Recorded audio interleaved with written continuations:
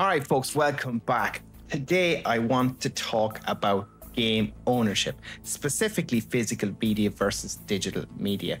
Now, I've been following an account on X called Does It Play? And this is what kind of sparked my thought process, because I see an awful lot of debate, in particular around when they post stuff about physical releases that they are actually testing. Now, this is one of those debates that kind of really splits people. And honestly, it's not just about preference. In my opinion, it's about generations and understanding that. And I want to be as neutral as possible here. You know me, I do lean towards physical ownership, yes. But I also think it's important to understand both sides without turning it into some kind of war or something. This conversation isn't really about picking a side. It's about understanding why people value things differently. Now listen, physical media is everything to me personally. When you buy a physical game, you own it, you hold it in your hands, the box, the manual, the disc, the cartridge, it's all yours. This is the norm across multiple console generations that I grew up, always with, back to the SNES, N64, GameCube, PS2, and so on, even handhelds. But let's be real as well, the quality of these games during these eras, I think, was much higher. People didn't have massive libraries as well. I may have a massive library now, but that's because I'm an adult and I have a job and I have tons of disposable income to spare. But there was real value in the majority of these titles that you picked up. You played them again and again, not just because you had to, but because you wanted to. And then fast forward, obviously, to now, and we've got an entirely different landscape. The whole generation of gamers grew up never really owning games physically, let's be honest. Everything is digital to them. You've got your Steam libraries, your PSN accounts, your Gamepass catalog. The access is pretty amazing when you think about it. There's more games than ever, but if we're being honest, the quality can also feel quite watered down. Maybe disposable would be the way to say it. And here's the thing, just both sides have valid points. And I normally see this when people are discussing discs with licenses on them and that force downloads, or game key cards, in particular for the Nintendo Switch. A lot of times I find the arguments, they just try to talk past each other. So one side's pretty much saying, well, why don't you care about owning games? While the other's like, well, why would I? I've got hundreds ready to go. I don't really give a shit.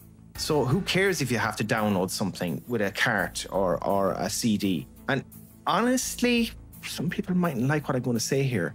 Neither side is wrong. They're just shaped by different experiences. I think what is wrong is what publishers are specifically doing. They are the sneaky people involved here. Publishers know there's still a market for physical collectors, people who grew up valuing discs and cartridges. So they throw you a case, they give you a CD, a disc, maybe some shiny cover art, and underneath it all, it's just ultimately a license. And a lot of people who just don't dig deeper. You walk into a shop, you walk into Smith's and you pick something up and you buy it. They don't have the knowledge to question it. And they are the people who will get caught by this, thinking they really own something when the truth is they don't.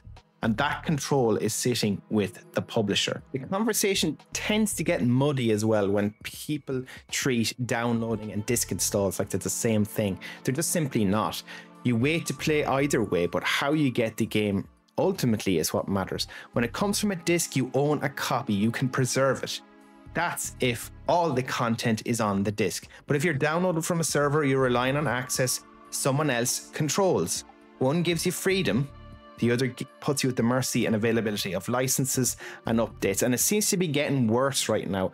And it's not just the Switch 2. I just think the Switch 2 has brought it to the forefront, really, with game key cards. But this has existed with the Series X, PS5, even going back to PS4. You buy a disc that's really just a glorified license key. It kicks off a full download the moment you insert the disc into your console. It looks physical, but it's functionally digital as well. I'm pro ownership, as I've said. But look, I get it. I get it for new gamers. Many of them just don't care. They just don't give a shit about owning something long term. The game in the moment is kind of really what matters to them. Someone's not going to like what I'm going to say here as well. That's not wrong either. It's just different.